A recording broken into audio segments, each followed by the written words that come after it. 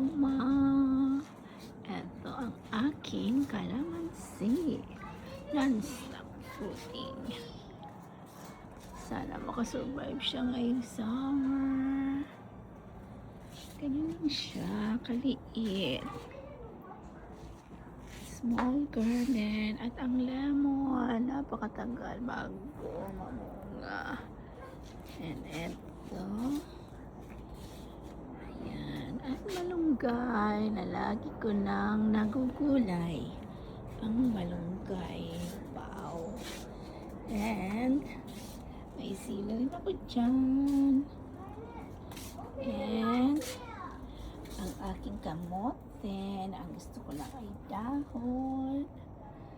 At ang bayabas na maraming ibubunga na sana hindi kami maunahan ng daga.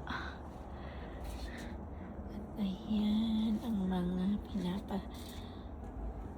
pinapalaki kong kalamansi at ang avocado na sana ay lumaki.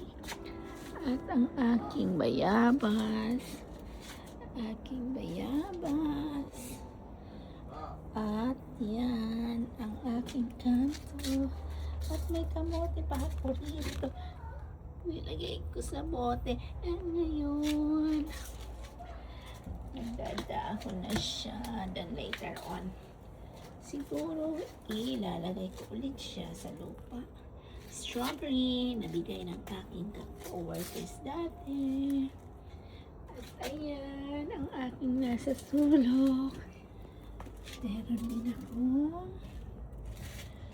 sibuyas, sili. Uy, ang kamote, ang ganda ng dahon. Yan lang. Maliit na lupa. Pinagkakasya.